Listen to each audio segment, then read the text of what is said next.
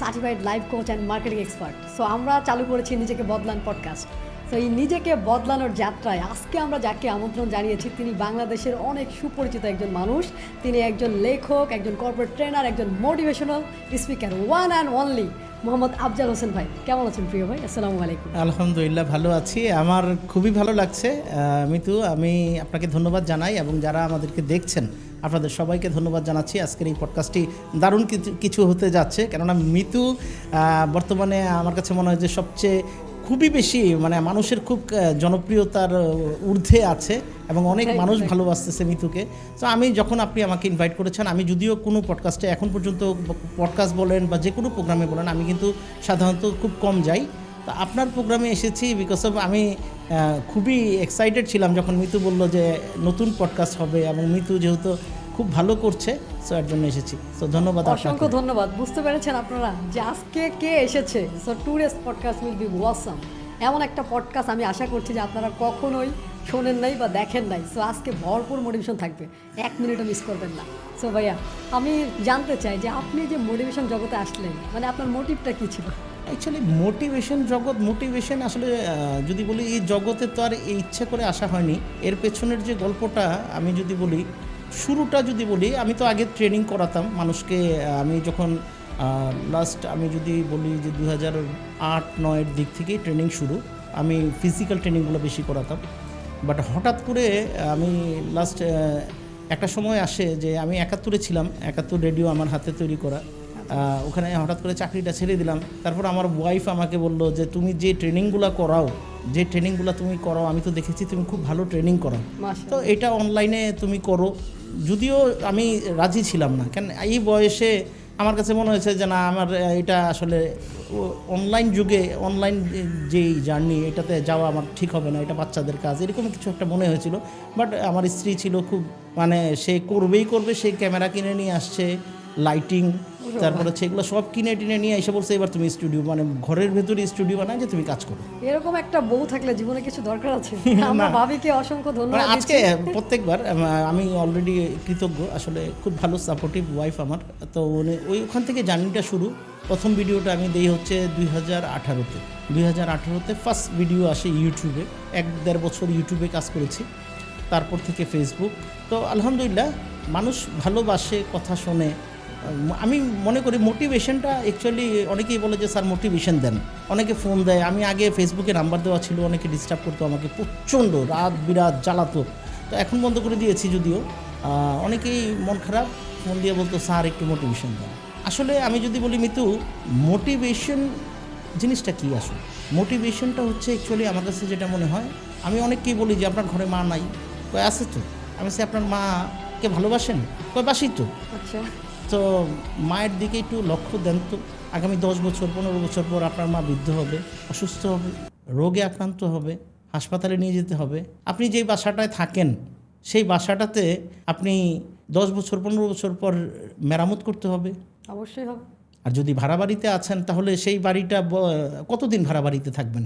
আপনার আগামী 10-15 বছর পর আপনার ফ্যামিলি বড় হবে, তাদের চাহিদা বাড়বে, আপনার মা অসুস্থ হবে, বাবা অসুস্থ হবে, আপনার সন্তানাদি হবে, তাদেরকে ভালো জায়গায় এডুকেশন দিতে হবে।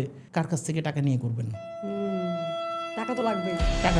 সো কার কাছ থেকে টাকা নিয়ে করবেন? এগুলো, এই প্রয়োজনগুলো, আপনার মা অসুস্থ হলে কার কাছে, আপনার কি আত্মীয় স্বজন এসে টাকা দিয়ে যাবে আপনার চিকিৎসার জন্য? সো আপনাকে দিতে হবে। সো এগুলোকে আপনি যদি রিয়েলাইজ করেন, আপনি যদি সচেতন হন, আপনি যদি আসলে আমরা তো নিজেকে ফোকাস করি না, সো আপনি নিজেকে ফোকাস করেন, আপনার প্রয়োজন কি, আগামীতে কি লাগবে, ওটার আয়োজন আপনি করেছেন কিনা। সো এই প্রয়োজনটাই তো হচ্ছে মোটিভেশন। আচ্ছা, বাইরের মোটিভেশন তো লাগবে না। আচ্ছা আফজাল ভাই, একটা জিনিস কি আপনি দেখেছেন যে আমাদের ছবিতে যেটা বলা হয় যে দুর্নীতিবাজরা কোটিপতি, মিশা সওদাগর কোটিপতি, আফজাল শরীফ চৌধুরী সাহেব তোরা কারবারি করে কোটিপতি, অর্থেই অনর্থ নয়। আমাদেরকে যে এটা শেখানো হয়, আপনি কি এটার সাথে একমত? একদম না, একেবারে এটা রাবিশ। আমি বলবো এটা আমাদের সমাজে ছোটোবেলা থেকেই আমাদেরকে এইভাবেই করে আমাদের মন মানসিকতা সব কিছু নষ্ট করে দিয়েছে। নেগেটিভ মাইন্ডসেট, এগুলো একটা নেগেটিভ উক্তি, ঠিক আছে? এই পৃথিবীতে হাজার হাজার লক্ষ লক্ষ ভালো মানুষরাই অ্যাকচুয়ালি দুনিয়া চালাচ্ছে, ঠিক আছে? সো ওই যে পয়সাওয়ালা হওয়া মানেই তুমি চোর, যে পয়সাওয়ালা হবে, যার গাড়ি আছে, বাড়ি আছে, বাটপার, এগুলো হচ্ছে নেগেটিভ মাইন্ডসেট। এর জন্য তো ট্রাই করে না। আপনার মনের ভেতর যদি এগুলো আছে আপনি যদি আপনার সন্তানকে এগুলো বলতেছেন, তার মানে আপনি এটা বিশ্বাস করতেছেন, যার সময় বলতেছেন। আর এই বিশ্বাস থেকে আপনি যখন এটাকে ডিসলাইক করতেছেন, অপছন্দ করতেছেন, এটাকে নিয়ে আপনি অপছন্দ এবং আপনার যত রাগ আছে সব ক্ষোভ ভেতর থেকে আসতেছে। সো আলটিমেটলিভাবে অর্থ কখনো আপনার লাইফে আসবে না। অর্থকে ভালোবাসতে হবে। আপনার সফলতা, আপনি যদি ভালো জীবন চান সেটাকে ভালোবাসতে হবে। সো ভালো না বাসলে ওগুলা আপনি এগুলোকে হেট করতেছেন, আপনি বলতেছেন যে টাকা খারাপ জিনিস, টাকা সংসারের জ্বালা বাড়ায়, এই টাকা আপনার লাইফে আসবে না। টাকা নিয়ে তো আমাদের অনেক নেগেটিভিটি। 100%। আপনি আমাদের কিন্তু শিক্ষা ব্যবস্থায় মানি ম্যানেজমেন্ট নিয়ে কিচ্ছু নাই।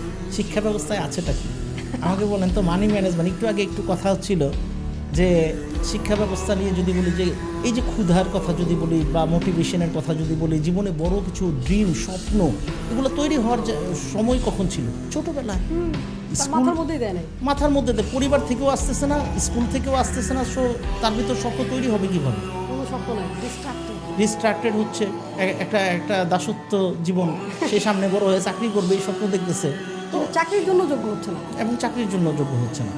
কেননা আমাদের শিক্ষা ব্যবস্থাতে এগুলো নাই, কোনো কিছুর জন্য যোগ্য হচ্ছে না। কিন্তু এই যে আমাদের শিক্ষা ব্যবস্থা তো আমাদেরকে গরিব হওয়া শেখায়। 100%। আপনি আমার এত শিক্ষার দরকারটা কি? অ্যাকচুয়ালি আমি যদি বলি, এই পৃথিবী মানে বাংলাদেশে যদি কথা বলি, 20 কোটি মানুষ আছে। 20 কোটি মানুষের মধ্যে 8-10 কোটি স্টুডেন্ট আছে, 7-8 কোটি তো স্টুডেন্ট আছে। তো এই যে স্টুডেন্টগুলো সবাইকে কি ডক্টরেট করতে হবে? সবার জীবন কি এক ইয়াতে আছে? ছোটোবেলা থেকে হওয়া উচিত যে কে কোন লাইনে যাবে। আপনার সাথে আমার কথা হচ্ছিল কিছুদিন আগে, সেখানেও বলা হয়েছে যে 20 বছর পড়ালেখার পরে কম্পিউটার শিখতে হয়, ইংলিশ শিখতে হয়। কমিউনিকেশন জানে না, কথা বলা শেখানো, কিছুই শেখানো হয়নি, তাহলে শিখাচ্ছেটা কি? দেখেন আমি কমিউনিকেশনের কোর্স করছি, আমাকে কথা বলা শিখতে হয়। আমি লিখে যাই, আরে ভাই আমি বলি যে একটা মানুষ জন্ম নেয় মানুষের সন্তান হিসেবে না, একটা শিশু হিসেবে জন্ম নেয়। একদম। একটা বাঘের বাচ্চা বাঘ হয়, গরুর বাচ্চা গরু হয়, কিন্তু একটা মানুষের সন্তানকে মানুষ বানাইতে হয়। একদম। বাঘের পরিচয় বাঘই থাকে। হ্যাঁ, ঠিক আছে, গরুকে গরুই হয়, কিন্তু মানুষকে মানুষ হতে হয়। মানুষের মতো দেখতে, কিন্তু সবাই তো মানুষ নয়। না, এটা নিজের ভেতর থেকে আসতে হবে। এটা মনুষ্যত্ব শিক্ষা যে মানে ব্যবস্থা। অবক্ষয় আমাদের শিক্ষা ব্যবস্থা থেকে আসতেছে, আমাদেরকে যেগুলো শেখানো হয়। যেমন রিসেন্টলি আমি কথা বলতেছিলাম যে পদ্মা নদীর মাঝি, সেখানে পরকীয়া শেখায়।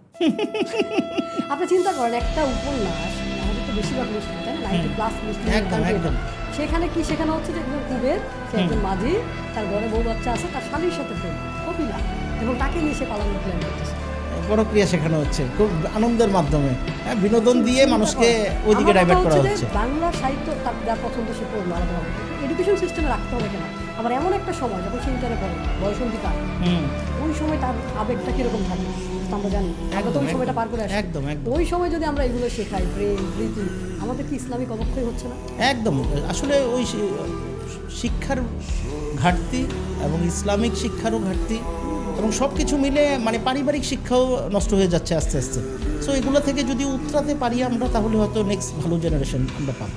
আচ্ছা, এই যে আমরা ইংলিশ নিয়ে এত মাতামাতি করি, আমরা যদি ইংলিশ না জানলে তারপরে মানুষ সম্মান নাই, কিন্তু আপনি দেখেন পৃথিবীর যত বড় বড় দেশ, তারা কিন্তু নিজের মাতৃভাষায় কথা বলে। অথচ আমাদের ভাষার জন্য আমরা জীবন দিয়েছি।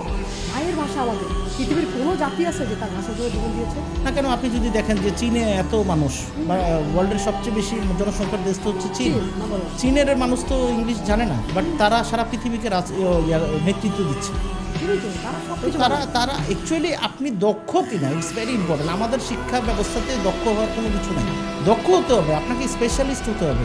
আপনি এই পুঁথিগত শিক্ষা দিয়ে, সার্টিফিকেট দিয়ে বিয়েটা করা যাবে, বিয়েটা করা যায় যে ছেলে কি BA pass, MA pass, BBA করছে, MBA করছে, ইঞ্জিনিয়ার বা এই সেই, আরে একটা সার্টিফিকেট নিয়ে বিয়ের জন্য ঠিক আছে, বিয়ের পরে শেষ। তাহলে এই শিক্ষা ব্যবস্থা দিয়ে অ্যাকচুয়ালি কিছুই হবে না আমার কাছে। হ্যাঁ, মানে বর্তমান সরকার বলি বা অতীত সরকার বলি, কোনো সরকারি নজর দেয় না, এটাকে একদম ঢেলে সাজানো উচিত। আমার মনে হয় ম্যাট্রিক পর্যন্ত একেবারে ছোটোবেলা থেকে ওই যে মোটিভেশন বলে না, মোটিভেশনটা ক্লাস 1 থেকে 2 থেকে শুরু হওয়া উচিত। আমার তো মনে হয় মোটিভেশনাল সাবজেক্ট থাকা উচিত, একদম সাবজেক্ট, এবং মোটিভেট করতে হবে। অ্যাকচুয়ালি আমরা আমাদের ফ্যামিলির যত বাচ্চা কাচ্চা আছে, বা আমরা কি করি, আমরা বলি পড়ো,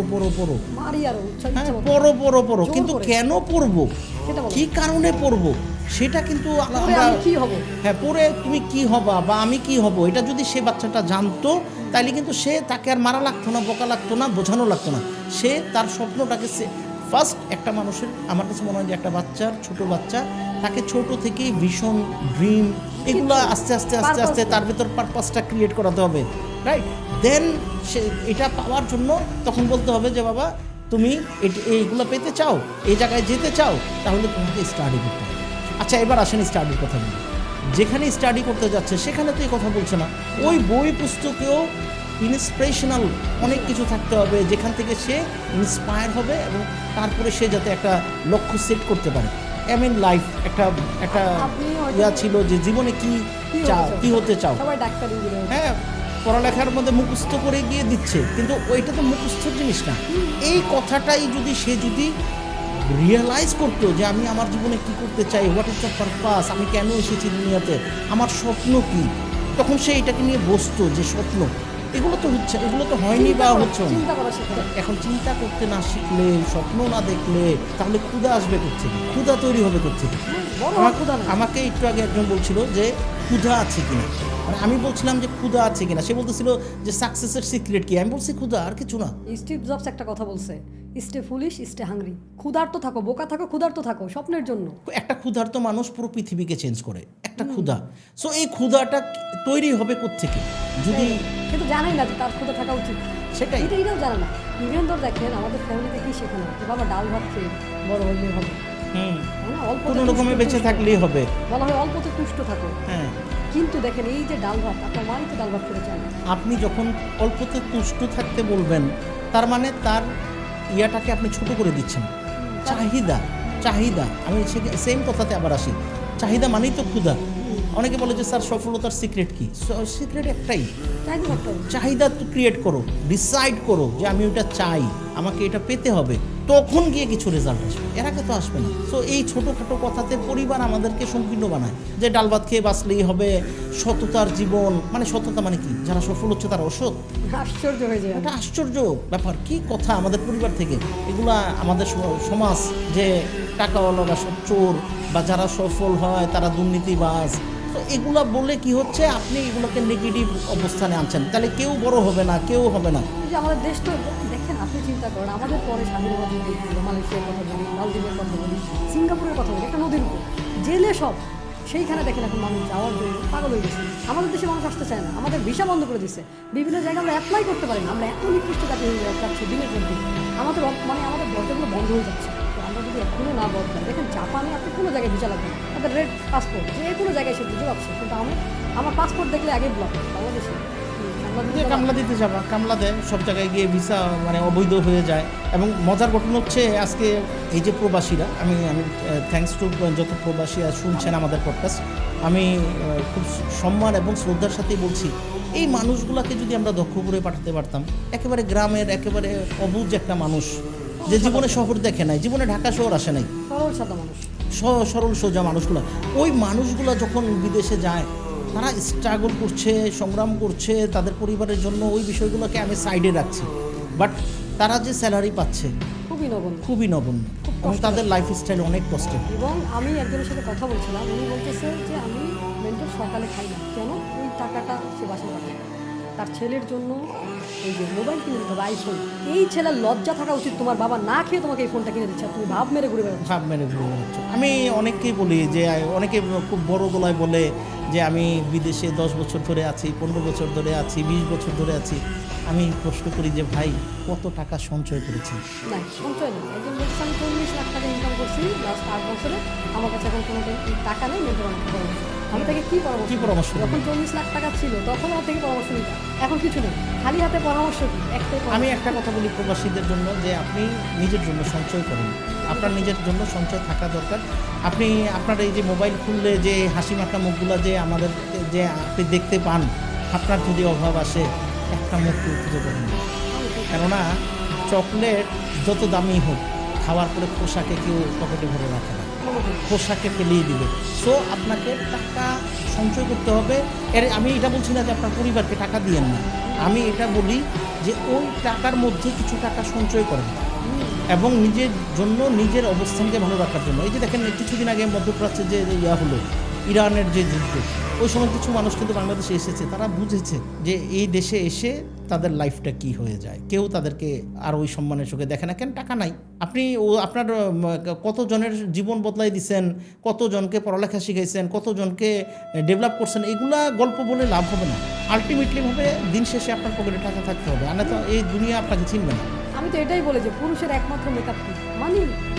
সো মানি নেই, আপনার সম্মান নিয়ে হবে টানাটানি। একদম একদম। টাকার জন্য আপনি অন্যের সাথে করবেন হানাহানি। আপনাকে নিয়ে লোকজন বলে বিদেশ থেকে এসেছে, করবে কানাকানি, কি করবেন আপনি?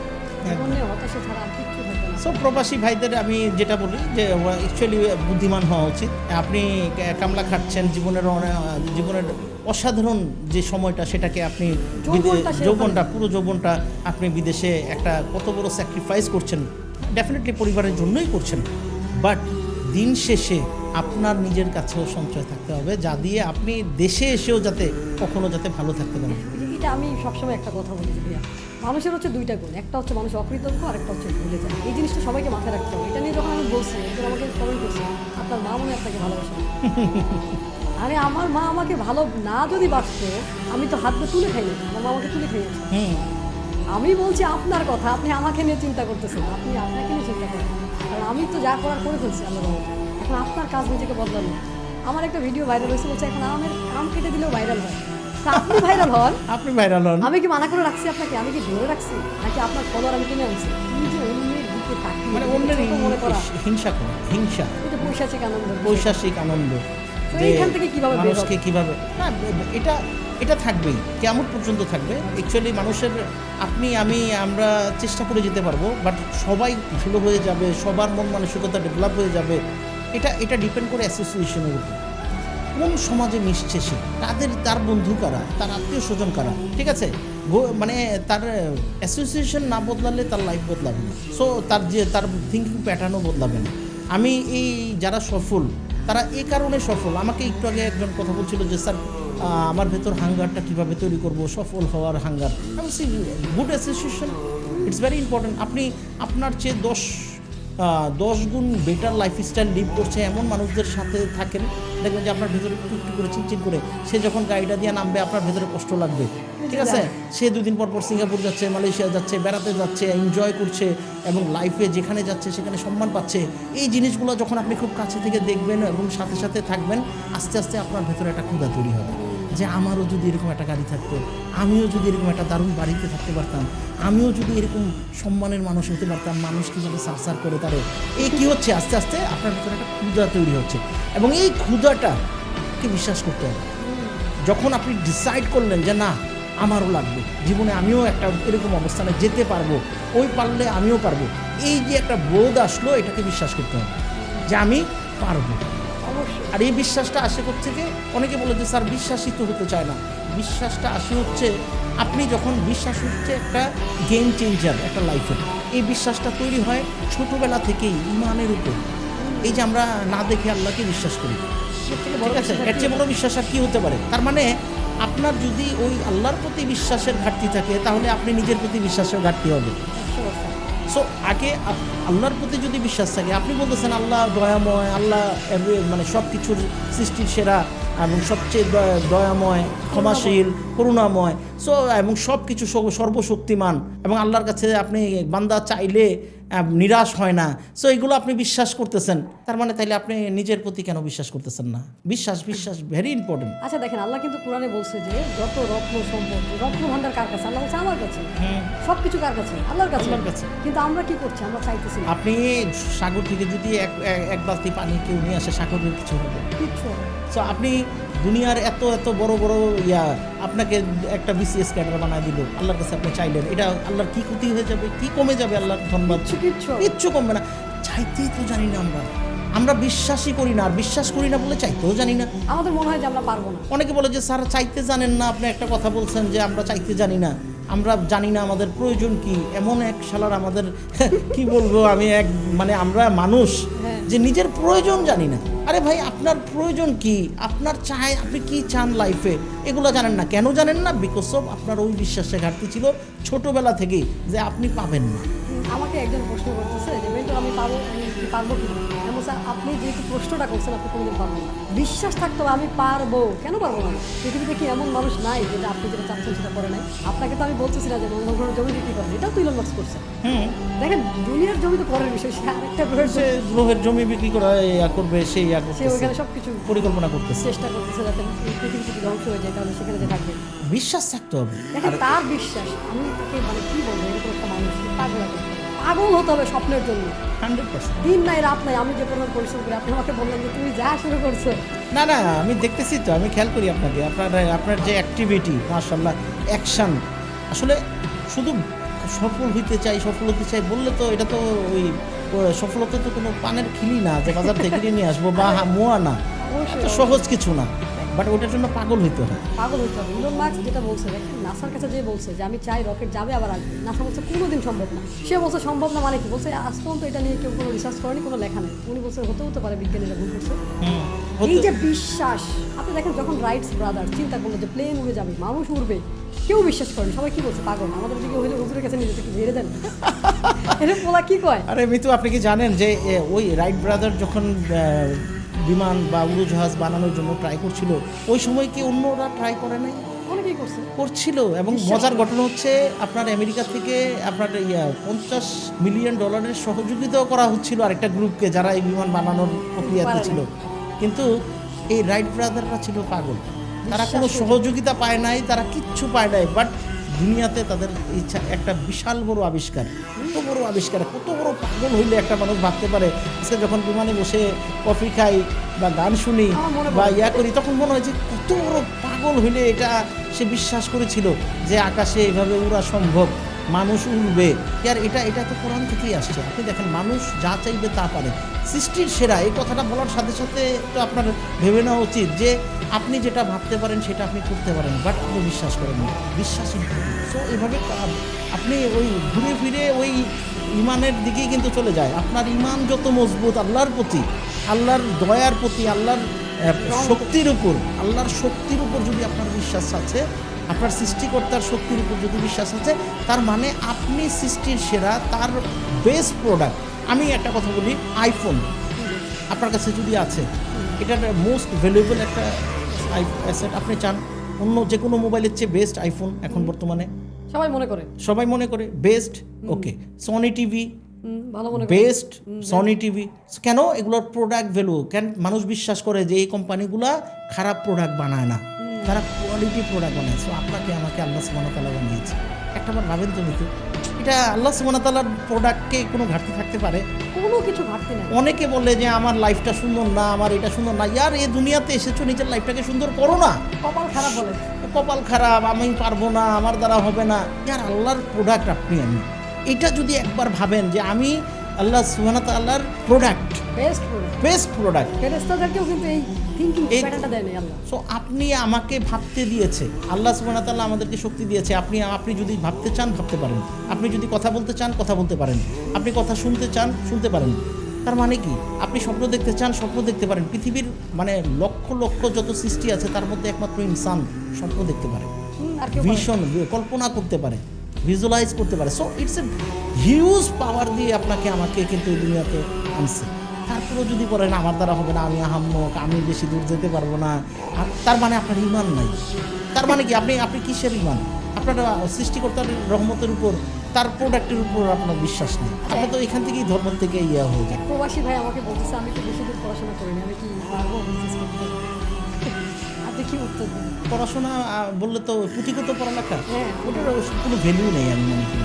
আপনি যদি ভালো যোগ্য মানুষ হতে গেলে শুধু পড়ালেখা ইম্পর্টেন্ট না, আপনি আপনার ভেতর যদি অনুধাবন করার শক্তি তৈরি হয়ে যায়, ঠিক আছে, অনুধাবন করা প্রত্যেকটা বিষয়বস্তু আশেপাশে সবখানে, নতুন পরিবেশ সব জায়গায়, ওখান থেকে যদি আপনি নিতে পারেন, ওখানেই তো শিক্ষার অনেক কিছু আছে। আপনার আশেপাশে যারা সফল বা ভালো মানুষ, তাদের থেকে শিক্ষা নেওয়ার অনেক কিছু আছে। তারা কিভাবে আগাচ্ছে, তারা কিভাবে ভালো করছে। সো এইভাবে পুঁথিগত শিক্ষায় সার্টিফিকেট হবে, বাট এটা দিয়ে দেখেন না, তাইলে আজকে আমাদের এই বাচ্চা কাচ্চারা যে মাস্টার ডিগ্রি কমপ্লিট করার পরও চাকরি পায় না, বলে যে অভিজ্ঞতা নিয়ে আসো, তখন নতুন করে কম্পিউটার শিখতে হয়। মাস্টার ডিগ্রি কমপ্লিট করার পরে কম্পিউটার শিখতে হচ্ছে, মাস্টার ডিগ্রি কমপ্লিট করার পরে ইংলিশ শিখতে হচ্ছে, নতুন জায়গায় জব করে সেখানে এক্সপিরিয়েন্স নিতে হচ্ছে। তার মানে এই পুঁথিগত শিক্ষা দিয়ে শুধু বিয়েটাই করতে হবে, এছাড়া কিছু হবে না। বিয়েও তো করতে পারছে না এখন বিয়ে হচ্ছে না, আগে হতো। সরকারি চাকরি চাই, এখন বলে যে ভালো ভালো ভালো ভালো চাকরি, ভালো ইয়া। এখন তো চাকরি হচ্ছে, আগে তো মানে যে বিয়ে পাস করছে এরকম শুনলে বাস, টাকা দিয়ে নিয়ে ওটা যেত। হ্যাঁ ইয়া করতো। এখন মানে মাস্টার ডিগ্রি পাস করে লাভ হচ্ছে না, অনেকে বিয়ে হচ্ছে না। কারণ যে দিন শেষে তো নেই, পাত্তা নেই, পাত্তা নেই, পাত্তা ছাড়া তো পাত্তা টাকা ছাড়া কিছু হবে না এই পৃথিবীতে। আমার কথা হচ্ছে যে জীবনে এসেছো কিছু একটা করে দেখিয়ে দাও। জীবনে সুযোগ পাইছো মানুষ হিসাবে জন্ম নেওয়ার, ইয়ার এই জীবনটাকে উজ্জ্বলময় করে দাও। আমি আমি আমি স্ট্রেট কাট একটা কথা বলি যে কিছুদিন আগে মানে উপলব্ধি যদি আপনার ভেতর নাই, আপনার আশেপাশে অনেক কিছু আছে বাট আপনার ভেতর উপলব্ধি নাই।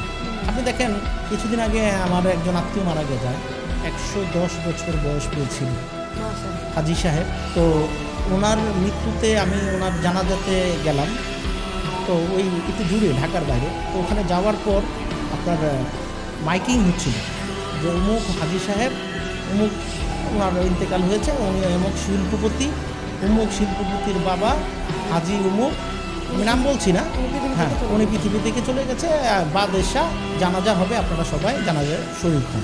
বারবার এই মাইকে এই কথাটা বলতেছে, অমুক শিল্পপতি তার বাবা হাজী অমুক, তার মৃত্যু হয়েছে, ইন্তেকাল করেছেন, বাদশা জানাজা হবে। আমি বারবার কথাটা শুনতেছি আর উপলব্ধি করার চেষ্টা করতেছি যে 110 বছরের জীবন পেয়েছিল হাজী সাহেব, নিজের পরিচয় সৃষ্টি করতে পারে নাই, তাকে এখনো বলতে হচ্ছে অমুক শিল্পপতির বাবা হিসাবে। আপনি একবার ভাবেন তো, আমাদের সমাজে এত মানুষ, আমার যদি জিজ্ঞাসা করি কামাল তোমার বাড়ি কই, কয় ওই কাঁঠাল বাগান আছে না, কাঁঠাল বাগানে ওখানে একটা ওই যে ইয়া গাছ আছে, তেঁতুল গাছ আছে, ওই তেঁতুল গাছের পাশের বাড়িটা হচ্ছে আমার। মানে আপনার কোনো পরিচয় নাই, তেঁতুল গাছের পরিচয় আছে, আপনার কোনো পরিচয় নেই। তো আমি আমার এইটা যদি উপলব্ধি করেন যে আমার লাইফের পারপাস কি, আমি নিজের নামটাকে কেন আমি স্মরণীয় করে যাব না, এই দুনিয়াতে এসেছি আর কিছু করে যাব না। বাবা মা জন্ম দিয়েছে, আমি সেই বাবা মার গর্বের কারণ হব না? আমার এলাকার মানুষগুলো আমাকে কত সাপোর্ট করে, আমি আমার এলাকার গর্বের কারণ হব না? আমি তাদের একটা পরিচয় হব না?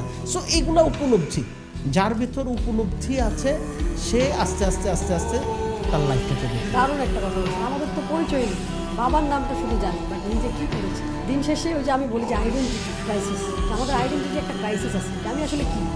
আমি একটা মাঝখানে কথা বলি, ইয়াং বাচ্চা যারা আছে তারা খুব একটু ইয়া থাকে। আমি যখনই আপনি দেখবেন যে তাকে যদি হাত মিলালেন, তার সাথে যদি জিজ্ঞাসা করেন নাম কি, কী করেন, এই 2-3টা কথাতেই তারা নার্ভাস হয়ে যায়। আপনার সাথে যে হাত মিলালো, নাম কি, কী করেন, এই কথাগুলো কেন জানতে চাচ্ছি এটা কি জানেন? কেননা সে সামনের মানুষটা ডিসাইড করবে আপনাকে সম্মান করবে কি করবে না, আপনাকে আপনি ভালো আপনার আশেপাশের খোঁজখবর নিচ্ছে, আপনার বাবা কি করে, আপনার চাচা কি করে, আপনি কি করেন, আপনার কি, এগুলো বুঝে তারপরে সে ডিসাইড করবে যে এইগুলো বোঝার পর তারপরে সে ডিসাইড করবে যে আমি সামনের মানুষটাকে সম্মান করবো কী করবো। আগে তো জিজ্ঞেস করা হতো কত বিঘা জমি আছে। সো এটা বুঝতে হবে। তার মানে কি, দিন শেষে আপনাকে কিছু একটা করতে হবে, দিন শেষে আপনাকে এই একটা সুন্দর জীবন, আপনি এই জীবনটাকে গড়েন। দেখেন আমার কাছে মনে হয়েছে যে বাবা মা, প্রত্যেকটা বাবা মা কিন্তু চায় তার সন্তান এমন কিছু করুক যাতে আমি গর্ব করতে পারি, আমার ছেলে আমার মেয়ে। সো আমি বর্তমান যুগে যারা আছে, যত মানুষ আছে, যারা স্টুডেন্ট আছে, অল্প বয়স আছে, আমি তাদেরকে বলবো যে ভেতরে এই আবেগটা, এই উপলব্ধিটা আনেন যে আপনার বাবা সেও ডিজার্ভ করে একটা ভালো সন্তান, একটা আপনি এমন কিছু করেন যাতে আপনার বাবা যাতে আপনার জন্য পরিচিত পায়, গর্ব করতে পারে, পরিচয় পায় যে অমুকের বাবা।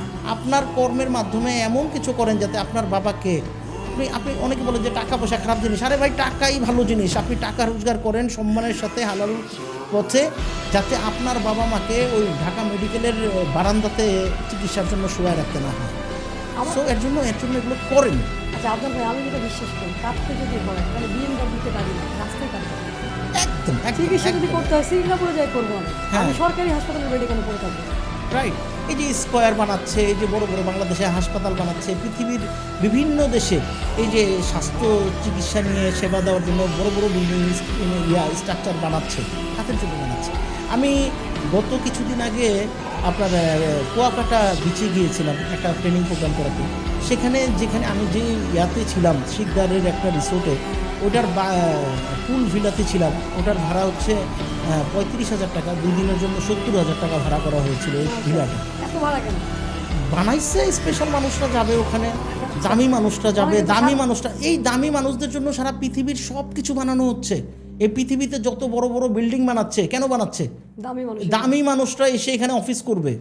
বড় বড় শপিং মল বানাচ্ছে, এই যে যমুনা ফিউচার পার্ক আপনি যদি দেখেন, এত বড় বড় ব্র্যান্ড।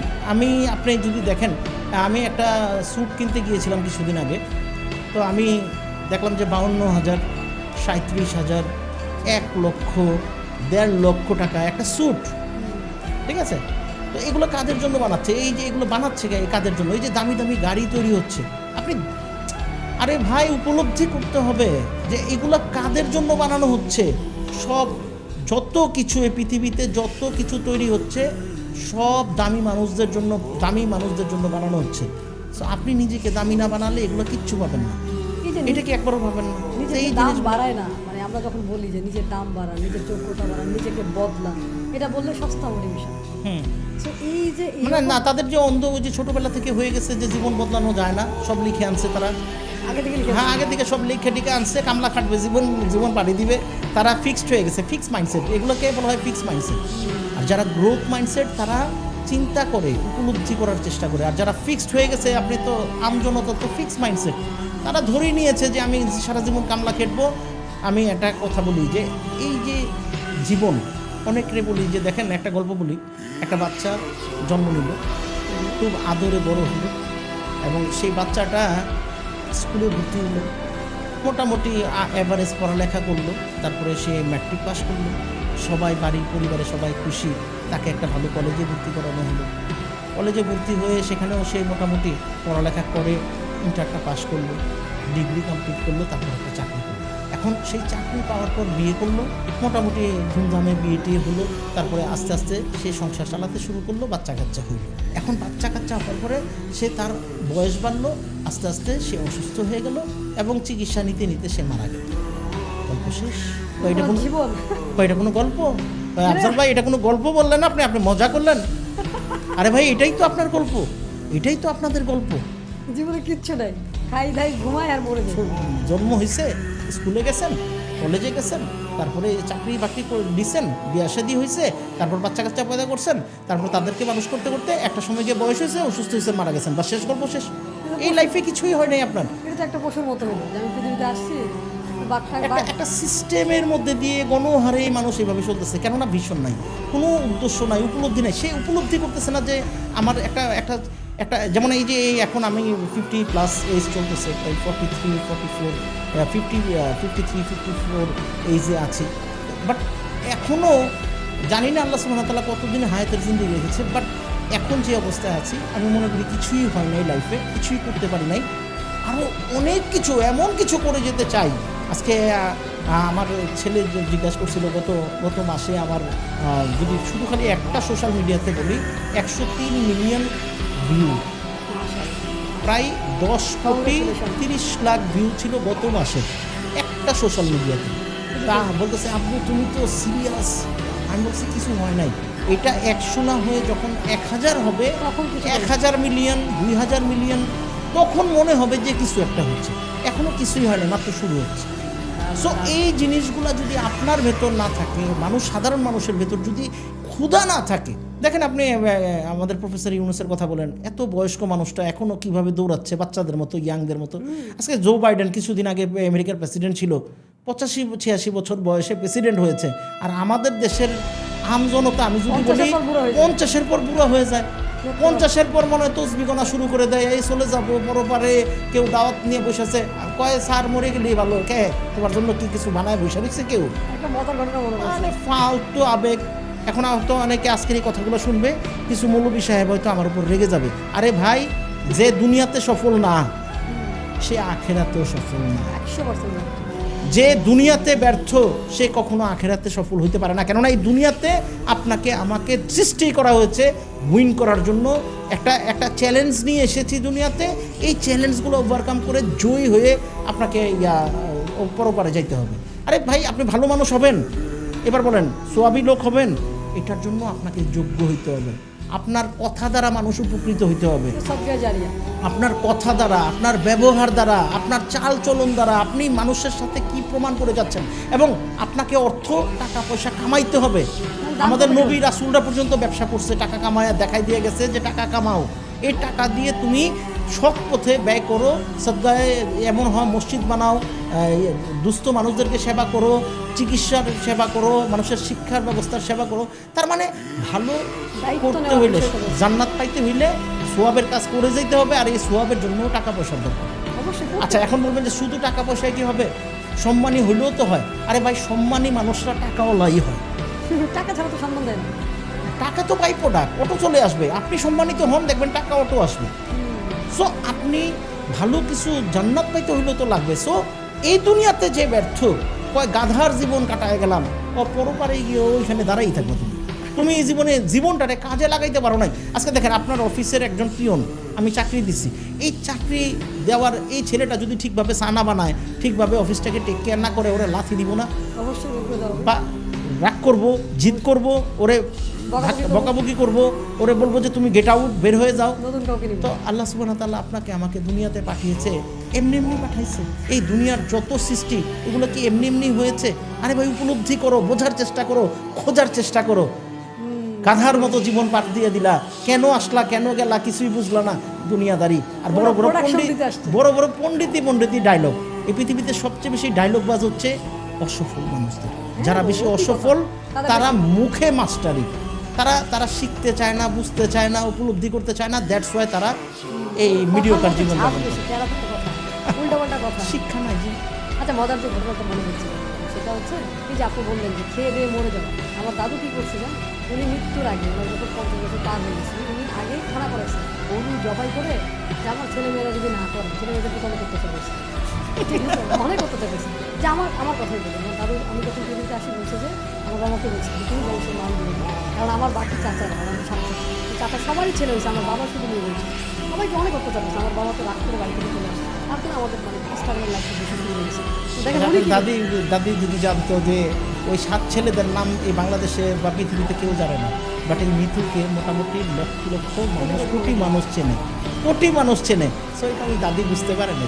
ওই দাদু না, হ্যাঁ আমার দাদু। উনি কী করছে দেখেন, মরার আগে উনি খানা করা দিচ্ছে আমার ছেলেরা যদি না করে, 2টা গরু জবাই করে, যে আগেই 40, ওই যে বলে না 40 দিন পর, সেটা উনি আগেই করছে, খানা করে গেছে। কাপড়ের কাপড় কিনে বিছানার নিচে রাখতো, যে আমি যখন মরে যাবো তোরা কিনবি কিনা আমি জানি না, তা আমারটা আমি কিনে রাখছি। কী অবস্থা ওনার ওখানে, ঘোরার জন্য কাপড়ের কাপড়, ইভেন ধর হুজুরকে শুধু টাকা দিয়ে রাখছে যে এই টাকাটা মসজিদে রাখেন, যদি আমি মরে যাই সুন্দর মতো জানাজাটা করেন। চিন্তা করেন, এই যে এত প্রস্তুতি মরার আগে, বাট উনি জীবনটাকে কিন্তু সুন্দর করতে পারতেন। উনি কিন্তু ব্যবহার ভালো করতেন। উনি আমার দাদিকে প্রচুর মারছে। আমার দাদি তো বাড়ি ছেড়ে চলে আসছিল, শেষ বছর থাকেনি যাওয়ার সময়, বহুবার চেষ্টা করছে নিয়ে যাওয়ার জন্য, যায় অনেক মারছে। মানে এতটা অত্যাচারী ছিল। এক বাবার এক ছেলে ছিল, জমিদারের ছেলে, অনেক উল্টোপাল্টা করছে, গান গাইতে হবে, ঠিক আছে। ওই আগে ওই যে আমাদের ওদিকে আসর বসতো, আনন্দ ফুর্তি, কি জানি এটা ইসলামিক আসর বলে, আমি জানি না এটা কি ধরনের জলসা, এই জলসা করতো আর কি, সবাই মিলে আল্লাহ জিকির কি করে আল্লাহ জানে, এইগুলো নাকি করতো, অনেক টাকা খরচ করতে এগুলো। এইগুলো সেই জলসাগুলো করতেছে। পরে একটা সময় তার উপলব্ধি হলো, পরে সে আবার নামাজ কালাম শুরু করে দিল। এমন নামাজি কারো চেহারা দেখে, আল্লাহর রহমত। এটা হেদায়েতটা একেবারে সবচেয়ে বড় নিয়ামত আল্লাহ সুবহানাহু ওয়া তাআলা। এবং শেষ বয়সে উনি যখন উপলব্ধি করলো যে আমার ছেলে মেয়েদেরকে অনেক অত্যাচার করছে, নিজের মরার আগে এসে জানাজা করে দিচ্ছিল, এরকম একটা অবস্থা। আমি তো জানি না কালকে আমি বাঁচবো কিনা, কোনো গ্যারান্টি নেই। আমি প্রতিদিন ঘুমাই, সবাইকে মাফ করে দিয়ে ঘুমাই। একদিন আমাকে বলছে কেন আমি জানি না কাল সকালে আমি উঠবো কিনা, কোনো গ্যারান্টি নেই।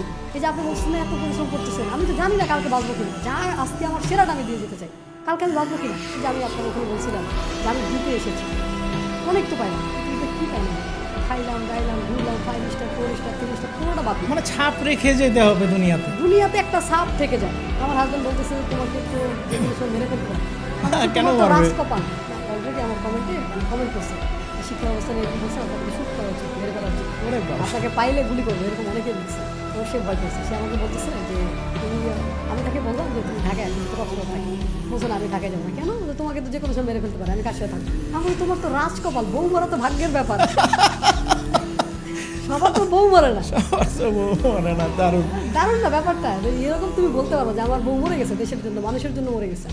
রিসেন্টলি আমার ওয়েবসাইট হ্যাক করছে, করে সব সার্ভার ডাউন করে দিচ্ছে। তো আমি এটা লিখলাম যে আসলে কাদের জন্য কাজ করি, কি জঘন্য। না এগুলো চ্যালেঞ্জ থাকবেই লাইফে। আপনি ভালো কিছু করবেন, চ্যালেঞ্জ থাকবে, এবং এইভাবেই যুদ্ধ করে করেই আগাইতে হবে, এটাই লাইফ। আমি আমার কাছে কিচ্ছু যায় আসে না। আমার সাপোর্ট টিম বলছে যে আপু আমাদের অ্যাড এত ভালো চলতেছিল, হঠাৎ করে বন্ধ হয়ে গেল। তা আপনি মন খারাপ?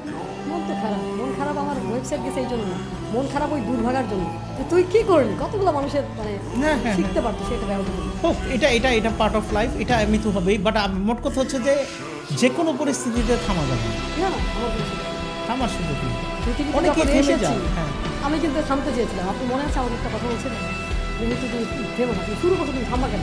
আমি আপনাকে বলছিলাম যে ভাই আমার আসলে এই মানুষের কথা বলতে ভালো লাগে না, বন্ধ করে দিই। আপনি কি বলছেন যে না এগুলো বন্ধ করা যাবে, মানুষের জন্য কাজ করতেছে, কিছু খারাপ করতে থাকবে। আপনি মনে আছে ওই দিন বলছিলাম?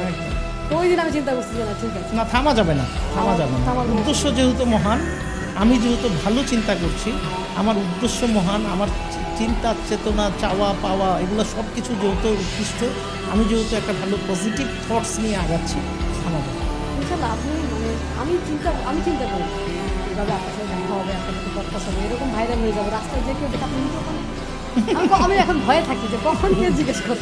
আগে কিন্তু মানে ওইভাবে কিছু হয়নি, আমি ঘুরতেছি, কেউ তাকাই এখন যে একটা আইডেন্টিটি তৈরি হলো, এটা দেখেন যে মানে চাইতে বিশ্বাস করেছিলাম আমি যে আমি বড় কিছু করব, ওই বিশ্বাসটা যেখানে আমরা শুরুতে ছিলাম, এই যে বিশ্বাসটা নেই আমাদের।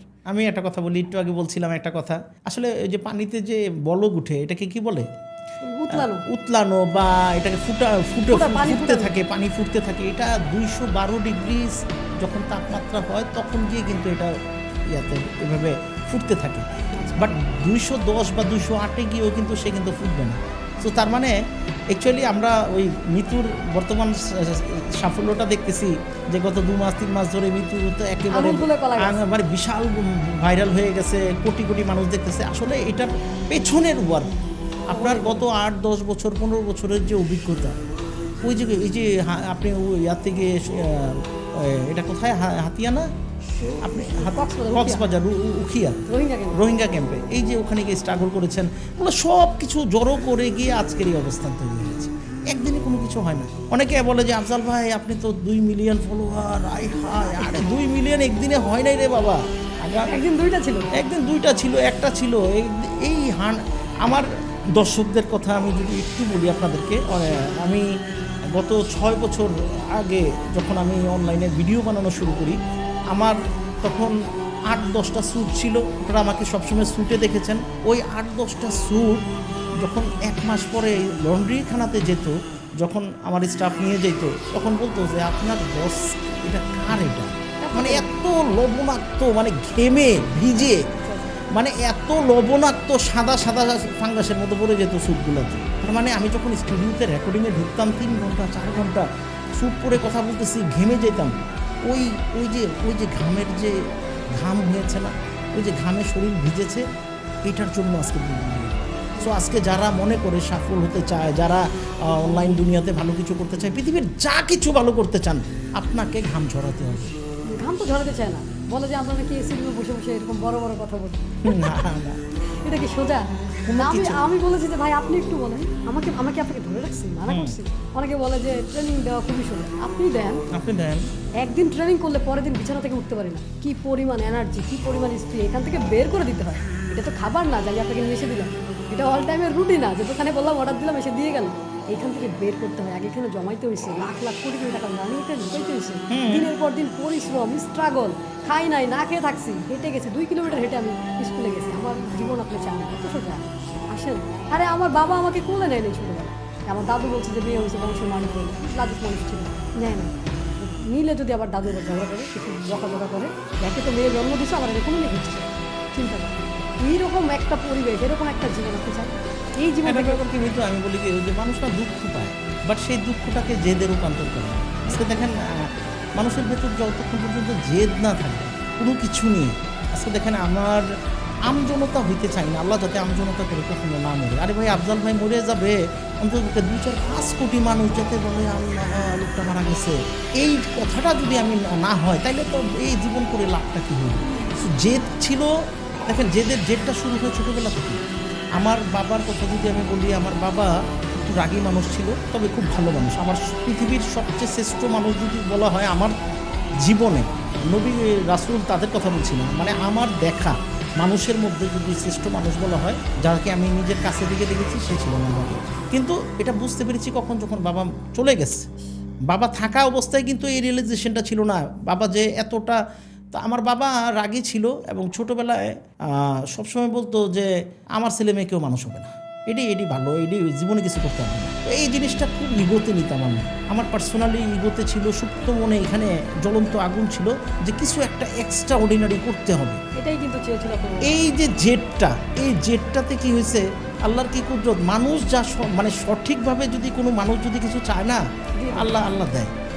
আমার সৌভাগ্য হয়েছে, আমি আজকে অডিয়েন্সের সামনে একটা কথা বলি, যেটা আমার মাঝে মাঝে মনে হয় যে আমি মরে গেলে কোনো আফসোস নাই, কেন আমার জীবনে অনেক কিছু পেয়েছি, যার মধ্যে সবচেয়ে ইম্পর্ট্যান্ট যেটা ছিল যে আমার বাবাকে আমি শ্রেষ্ঠ পিতার অ্যাওয়ার্ড দিয়েছে আজকে। তখন আমি 71 রেডিওতে head of marketing, director marketing ছিলাম। তখন কেআইভিতে একটা প্রোগ্রাম হবে, যেখানে তখনকার স্পিকার শিরিন শারমিন থাকবে, তারপর শিক্ষামন্ত্রী তখন ছিল, তারপরে টেলিযোগাযোগ মন্ত্রী মোস্তফা জব্বার ছিল তখন ওই প্রোগ্রামে ছিল। এবং আমার বাবাকে আমি তখন ক্যান্সারের রোগী, আমার বাবা, আমি দেশ থেকে গাড়ি দিয়ে আনাইছি যেই প্রোগ্রামে আমার বাবা থাকবে, মা থাকবে। এবং মজার ঘটনা হচ্ছে আমি অডিয়েন্সে না, আমি মন্ত্রীদের সাথে বসা উপরের স্টেজের চেয়ারে, এটা আমার বাবা চোখ দিয়ে দেখে যান। এখন যখন 71-এর এমডি সাহেব যখন মাহমুদ স্যার তখন ছিল, তো ওনার মার জন্য বলতেছে, আফজাল ভাই আপনার মা এবং আমার মাকে তাদেরকে একটু খুশি করে দিব, তাদেরকে একটা অ্যাওয়ার্ড দেওয়ার ব্যবস্থা করবেন। আমি বলছি যে মাহমুদ ভাই আমার মাকে দিবেন, আপনার মাকে দেন, তাতে আমার কোনো না নাই, কিন্তু আমার বাবা ক্যান্সারের রোগী, ওনাকে যদি একটা অ্যাওয়ার্ড দেওয়া হয় উনি খুশি হবেন। তো বললো আচ্ছা কোনো ব্যাপার না, আপনার আব্বাও আসবে, আচ্ছা আপনার আব্বাকেও একটা অ্যাওয়ার্ড দিব। তো আমার মনে আছে যে আমার বাবাকে আনা হয়েছে, আনার পরে স্টেজে তো যখন সর্বপ্রথম ওই যে আমাদের এমডি স্যার 71-এর এমডি, ওনার মাকে যখন স্টেজে ডাকা হলো এবং আপনার তার পরবর্তীতে আবার আমার মাকে ডাকা হলো, তখন আমার ওয়াইফ বলতেছে যে আব্বা ছটফট করতেছে। আর যখনই স্টেজে বলা হয়েছে যে আমাদের 71-এর আফজাল ভাইয়ের বাবাকে আমরা সম্মানিত করতে চাই শ্রেষ্ঠ বাবা হিসাবে, যখন বাবার নামটা, বাবা মনে হয় 3টা লাফ দিয়ে স্টেজে উঠছে। তো আমার মনের স্যাটিসফ্যাকশন হচ্ছে যে আমার বাবা অন্ততপক্ষে একটা স্বীকৃতি নিয়ে এত বড় ভিআইপি মানুষদের সামনে তাকে আমি অ্যাওয়ার্ড দেওয়াইছি, যে এই অ্যাওয়ার্ডটা কেন পাইছো, বিকজ অফ তোমার সন্তানের কারণে পাইছো। সো এই ধরনের হাঙ্গারগুলো যদি থাকে না আপনার ভেতরে, যদি থাকে, সাধারণ মানুষ তো ভাবতে পারে না, আসলে বড় স্বপ্ন বিশ্বাস করে না, দেখতে পারে না। ইয়ার এই পৃথিবীতে এসেছো কিছু একটা করে দেখিয়ে যায়, কিছু একটা করে দেখিয়ে যায়। এই যে আপনি আজকে আরেকটা হাঙ্গার দিয়ে দিলেন যে আমার বাবা অবশ্যই শ্রেষ্ঠ পিতার অ্যাওয়ার্ড পাবে, আমি এটা এখন বিশ্বাস করলাম, এই মুহূর্তে ইনশাল্লাহ এটা হবে না। দেখো আমি কিন্তু এটা অলরেডি বিশ্বাস করেছিলাম বলে কিন্তু এটা বাস্তবায়ন হয়েছিল। হঠাৎ করে একটা প্রোগ্রাম আমাদের কৃষিবিদ ইনস্টিটিউটে প্রায় 1000 লোকের আয়োজন, আমাদের একটা নতুন আইপিটিভি লঞ্চ হবে, ওই উপলক্ষে বাংলাদেশের তৎকালীন যত প্রধানমন্ত্রীর যত উপদেষ্টা ছিল প্রায় 22 জন মন্ত্রীকে ইনভাইট করা হয়েছিল, মানে বিশাল বড় আয়োজন। এবং মানে অটোমেটিক কিভাবে ওই 71 অর্থাৎ 71-এর এমডির মাথায় আসলো যে তার মা এবং আমার মাকে সম্মান দিবে। দেখো অটো হচ্ছে কিন্তু এগুলো, অর্থাৎ আমি চেয়েছিলাম, যেটা আমার তীব্র চাওয়া ছিল, যে বাবাকে প্রমাণ করে দেবো যে তুমি বারবার বলছো আমার ছেলে মেয়ে মানুষ হবে না, আমার ছেলে মেয়ে মানুষ হবে না, তোমারে আল্লাহ যদি কোনোদিন একটা সুযোগ পাই আমি তোমার গর্বের কারণ হব। সো ওই জিনিসটাই কিন্তু দেখো চাওয়াটা, আমি কিন্তু কোনো কিছু করি নাই, অটোমেটিক হয়েছে। আল্লাহর কাছে যদি আমরা সঠিকভাবে যত বড় কিছু হোক যদি চাইতে পারি না, চাওয়া পুরো পৃথিবী মিলে মানে ভূমণ্ডল এক হয়ে যাবে, এটাকে করেই ছাড়বে। সো ভাবতে শিখো, চাইতে শিখো, ভাবো, শিখো। ইনশাল্লাহ আজকে চাইলাম, ইনশাল্লাহ আমার বাবার যদি কথা বলি, আমার বাবা এমন একটা মানুষ কোনোদিন রাগ করে না, আমাকে রাগ করতে দিল, কিন্তু ওই যে আমার আফসোস আমাকে খুলে নেই, এই যে দাদার ভয় নেই নেই, আমার দাদা যদি কিছু বলে পরে আমাদের জন্য উনি কিন্তু বাড়ি ছেড়ে চলে আসতেন, কোনো দিন আমাকে মারে নাই, কোনো দিন বকে নাই। এইরকম একটা সরল সাদা মানুষ, আমাদের এলাকায় অনেকে হুজুর বলে, উনি কিন্তু ইমামতি করেন না, তারপরে হুজুর বলে, মানুষ ওনাকে এমনিতেই সম্মান করে। ভালো মানুষ ছিল, ভালো মানুষ, ভালো মানুষ, খুবই ভালো মানুষ, এখনো আছে। আল্লাহ যদি কখনো রহমত করে যে আজকে আরেকটা হাঙ্গার ইনশাআল্লাহ। সো অবশ্যই এমন কোনো প্রোগ্রাম আপনারা আয়োজন করেন যেখানে আমার বাবাকে শ্রেষ্ঠ অ্যাওয়ার্ড দেওয়া হবে। আমি ইনশাল্লাহ সেখানে যাব। আপনি আপনি আপনি মিতু যে কাজ করে যাচ্ছেন, আপনি মানুষকে জাগ্রত করতেছেন, এটা অনেক একটা সোয়াবের কাজ। আপনি যেভাবে মানুষকে উজ্জীবিত করতেছেন, দেখেন কয় আপনারা কে বলছে উজ্জীবিত করতে? আরে ভাই কেউ বলে নাই, আমাদের হৃদয় থেকে উপলব্ধি এসেছে এই ঘুমন্ত মানুষগুলোকে জাগানো উচিত। এই পৃথিবীতে অসফল মানুষ থাকতে পারে না যদি একটা জাগ্রত মানুষ কখনো অসফল হতে পারে না।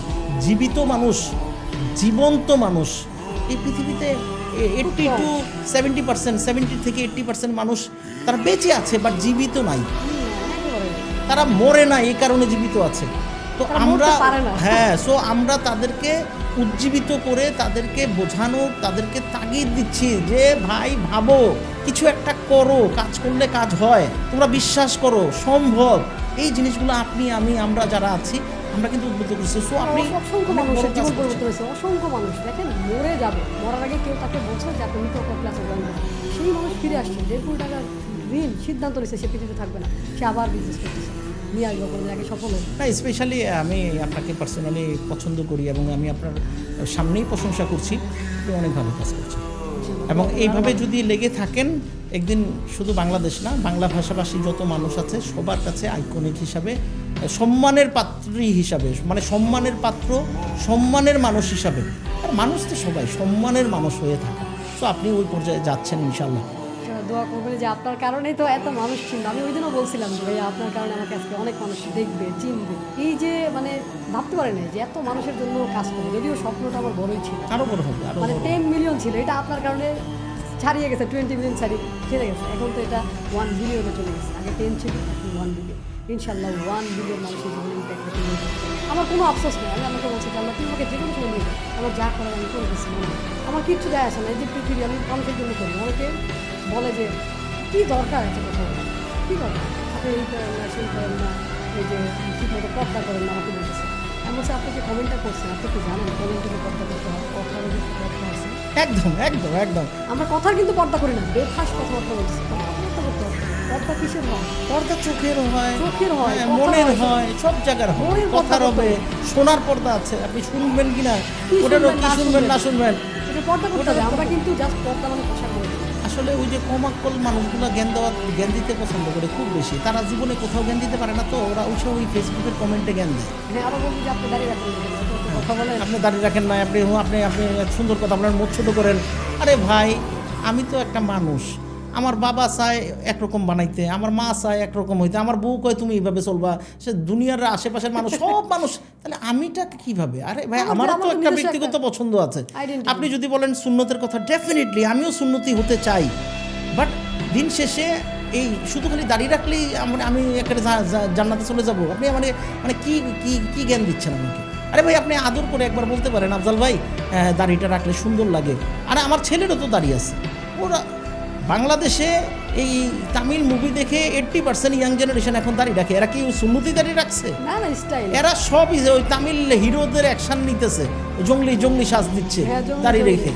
ঠিক আছে, তো যাই হোক, আমি তার মানে কি আপনি আমার চেয়ে নবী ভক্ত? আরে নবী সম্বন্ধে কতটা বই পড়ছেন আপনি? পড়ে। আপনি আমার ধর্মের সম্বন্ধে কতটা জ্ঞান রাখেন আপনি? কিছু রাখে না, জ্ঞান আপনি নেই। আপনি আপনি মসজিদ ইয়াতে আপনার জ্ঞান আছে, আমি এটা বলবো না যে আপনার জ্ঞান নাই, বাট আপনার জ্ঞান ওটাই আছে যতটুকু আপনি নিয়েছেন। এর বাইরেও তো ভাই আরো আপনি জ্ঞান কাউকে সাইনবোর্ড দিতে পারেন না যে সে সে মমিন না। এই কাজটা তো আমরা করি, এটা কিন্তু অধিকার নেই। এটা কোনো অধিকার নাই। আপনি দাঁড়িয়ে রাখি নাই এর জন্য, তার জন্য আপনি আল্লাহ মানুষ না। এই ট্যাগলাইন কে দিতে বলছে আপনাকে? এগুলো ভালো না, আপনি কাউকে ট্যাগলাইন দিয়েন না, ঠিক আছে? কিন্তু মনের বিষয় যে আমি কি করবো না আপনি আপনি ভালো অবস্থানে থাকবেন কিনা, আপনি জান্নাতে যাবেন কিনা, কে জান্নাতে যাবে, আল্লাহ কাকে দয়া করবে, আল্লাহ কার উপর মেহেরবান হবে, তার সে কে কি কর্ম করতেছে আপনি কি সব জানেন? অযথাই কমেন্ট করে দেন একটা কিছু না দেখে। সো এগুলো করা ঠিক না। কার হৃদয়ে কি আছে তা আল্লাহ জানে। কেউ একমাত্র আল্লাহ জানে, সে ডিসাইড করবে যে আমি কোথায় যাব। ঠিক আছে, আপনার উদ্দেশ্য কি, আপনার নিয়ত কি, সহি নিয়ত আছে কিনা, ইটস ভেরি ইম্পর্টেন্ট। আপনি যে কাজ করছেন, ইবাদত কখন হয়? যখন নিয়তের সাথে মানুষ কাজ করে।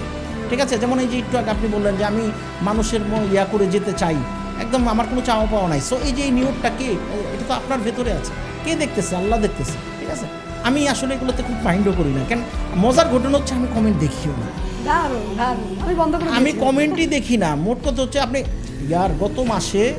গত মাসে আমার কমেন্ট এসেছে 50 লাখ, মাশাআল্লাহ। 50 লাখ। আপনি দেখেন ফেসবুকে, আমি আপনাকে ইনসাইট খুলে দেখাই, দেখলাম তো একটু আগে 50 মিলিয়ন মানে আপনার ইয়া করেছে।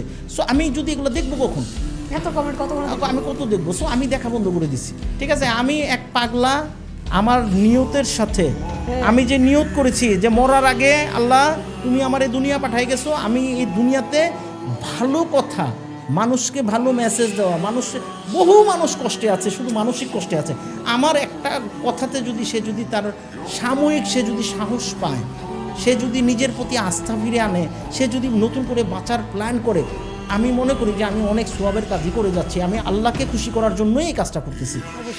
আমি তো চলে যেতে হবে। সো আমার নিয়তটা কি, যে আমার হঠাৎ করে মনে হলো যে আমি যদি মারা যাই আমাকে মানুষ মনে রাখবে কীভাবে, কিছুদিন পর ভুলে যাবে। বাট আজকে প্রায় 34,000 পোস্ট আছে আমার হোয়াটসঅ্যাপে, ফেসবুকে, আমার প্রায় 650 ভিডিও আছে ইউটিউবে, এবং এই যে কন্টিনিউ ওয়ার্ক করে যাচ্ছে হায়াতের জিন্দিগিতে, একটা না একটা সময় এইগুলো থেকে যাবে। এবং এই উসিলায়ও দেখা যাবে, দেখেন আমরা এই ভিডিওগুলো যখন কারো সামনে আসবে তখন অন্তত থেকে দোয়া দিব। সো এটাও তো একটা সাদগাজারিয়ার মতো হচ্ছে, ঠিক আছে? আমি তো বলি যে আমার একাডেমি আমার জান্নাতে যাওয়া ছিল। একদম একদম একদম। কারণ এই যে দেখেন আমি কি করেছি, আমি কার জন্য করতেছি?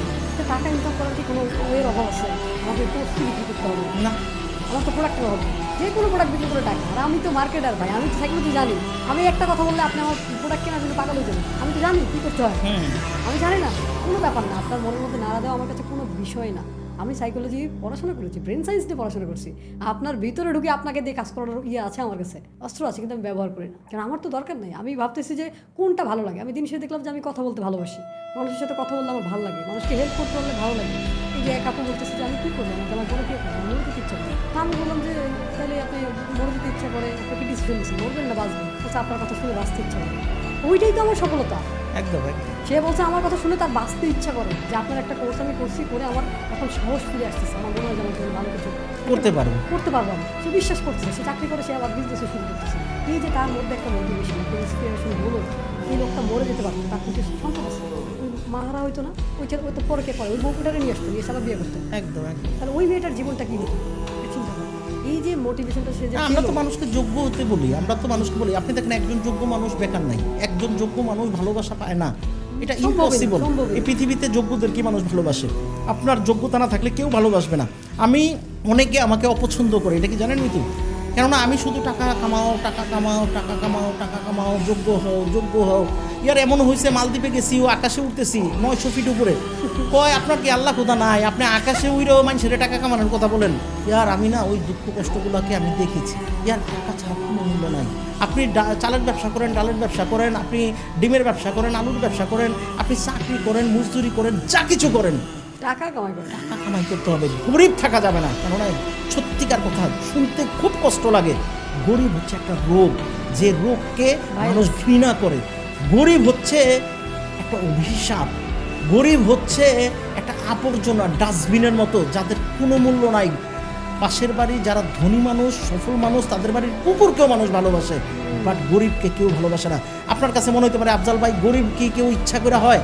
গরিব ইচ্ছা করেই হয়, আর এই পৃথিবীতে সফল যারা তারাও ইচ্ছা করে হয়। এইসব আপনাদের এই যে বাহানাবাজি, অজুহাত, নাটক, এগুলো বন্ধ করে এই জায়গাতে নিজেকে উৎকৃষ্ট বানানোর চেষ্টা করেন এবং ধনী হন। এই পৃথিবী সব কিছুর জন্য আমি বারবার বলি, টাকা ছাড়া কিচ্ছু না। আরে ভাই, রাস্তার মোড়ে যে ডাব বিক্রি করতেছে না রোদে পুড়ে, এটাও টাকার জন্য। আজকে যদি বলেন দেহ বিক্রি করতেছে মানুষ, ওইটাও টাকার জন্য। ওই যে আপনার খুব নার্স বা ডাক্তার যারা চিকিৎসা করতেছে, মানুষের সেবা করতেছে, ওইটাও আলটিমেট গোল মানি। যারা স্কুলে টিচারই করছে, আরে ভাই, কে টাকার জন্য কাজ করতেছে না? আপনি আমারে বুঝান। এই পৃথিবীতে সবাই টাকার জন্যই কাজ করতেছে, ঠিক আছে? সো আপনিও টাকার জন্য একটু উঠেন, টাকা কামান রে ভাই। আরে ভাই, আপনি তো ভালো মানুষ, আমরা নাইলে 2-4-5 জন খারাপ মানুষ আছে, আপনি তো ভালো মানুষ, আপনার কাছে যদি টাকা হয় আপনি অনেক ভালো কাজ করবেন না? কয় হ্যাঁ। তাহলে ভাই, আল্লাহ চাইতেছে যে তুমি ভালো মানুষ, তুমি এত ভালো, তুমি টাকা কামাও, উঠো, পরিশ্রম করো, মেহনত করো, চেষ্টা করো। হ্যাঁ, তুমি টাকা কামাও, তুমি ভালো মানুষ, তুমি ফেরেশতা, তোমার দ্বারা অনেক মানুষ উপকৃত হবে। এই ফেরেশতা হয়ে লাভ কি? যে গরিবী জিন্দিগি পয়সা নিল, এই ফেরেশতা হইল না। ব্যাপারটা তো ওরকমই, তার নিজেরই হাত পাততে হয়। দেখেন রসুল সাল্লাল্লাহু বলছে যে নিশ্চয় নিচের হাত থেকে উপরের হাত উত্তম, তাহলে আপনি তো উত্তম না, আপনি অধম। তাহলে আপনি মতো দেখেন, আমি বলি যে আমার জীবনে বুঝতাম না, একটা সময় 10 টাকা ছিল না, হেঁটে গেছি 10 মিনিটের রাস্তা আমি 1 ঘন্টা হেঁটে গেছি। এই যে জীবনটা আমি লিড করে আসছি, আপনি জেনে অবাক হবেন, আমি প্রথম যখন পড়ানো শুরু করি 150 টাকা, আমার পার ডে স্যালারি ছিল 5 টাকা, তাতেই আমি খুশি ছিলাম। মানে টাকার কষ্ট যে বোঝে নাই সে জীবনে বড় কিছু করতে পারবে না। না, অনেকে তো অভ্যস্ত হয়ে গেছে এই কষ্টের কাছে, ওই যে কমফোর্ট জোন, কমফোর্ট জোন অভ্যস্ত হয়ে গেছে। কয় ফ্যান চলে না, আর থাক। সমস্যা নাই। কয় ঘরে ঘরে কারেন্ট নাই, কয় সমস্যা নাই। পকেটে টাকা নাই, কয় সমস্যা নাই। শরীরটা বালা না, কয় সমস্যা নাই। সমস্যাটা কি? কোনো কিছুতেই সমস্যা মিল না। সারাটা এটা চলছে, মানে বহুভাবে সমস্যা দিয়ে আল্লাহ ওরে উঠানোর চেষ্টা করতেছে যে তুই ওঠ, একটা জেদ নে, বের হ। লজ্জা হবে লাগে। না মানে অথচ সমস্যা কি? আরেকজনের টাকা আছে, তার সমস্যা, আরে ওই তো দুর্নীতি, গাড়ি আছে, আরে সমস্যা। ছেলে মেয়েকে কি শেখায়? বলে, না বাবা ওদিকে টাকাই না। আমরা গরিব মানুষ, গরিবই থাকবো। গরিব, আমরা গরিব মানুষ, আমাদের তো ওই যে বামন হয়ে মানুষ আবার গরিব হয় কিভাবে? আমি তো জানি না। এই পৃথিবীতে আপনি গরিব হয়ে, আমি স্টেট কার্ড বলি, একটা দারুণ কথা বলে গেছে বিল গেটস, যে কোথায় জন্ম হবে সেটা আপনি গরিবের ঘরে জন্ম নিতেও পারেন। এটা কোনো বড় মানে কোনো পাপ না, এটা অন্যায় না যে আপনি গরিবের ঘরে জন্ম নিয়েছেন। আল্লাহ সুবহানাহু ওয়া তাআলা আমাদেরকে কোথায় জন্ম দিবে এটা তো আমরা জানি না, হাতে ছিল না, এটা আমাদের হাতে ছিল না। বাট গরিব হয়ে মরবো কিনা, অসফল হয়ে মরবো কিনা, এটা তো আমাদের হাতে আছে রে ভাই। আপনি ইচ্ছা করেন না, আপনি যদি ইচ্ছা করেন যে আমি আকাশে উঠবো, আকাশে উঠতে পারেন। আপনি যদি ইচ্ছা করেন আমি নায়ক হবো, নায়ক হতে পারেন। যারা নায়ক হয়েছে তারাও তো ইচ্ছা করেই হয়েছে, যারা গায়ক হয়েছে তারাও তো ইচ্ছা করেই হয়েছে, যারা কোরআনে হাফেজ বা আলেম হইতে চাইছে তারাও তো ইচ্ছা করেই হয়েছে। তার মানে আপনি ইচ্ছাই করতেছেন না ভালো কিছু করেন, আপনি গরিব থাকার একটা লেবাস ধরছেন আপনি। আর মানুষের সহানুভূতি নেবেন, আহারে আহারে আরে আমার তো টাকা নেই, গরিব মানুষ।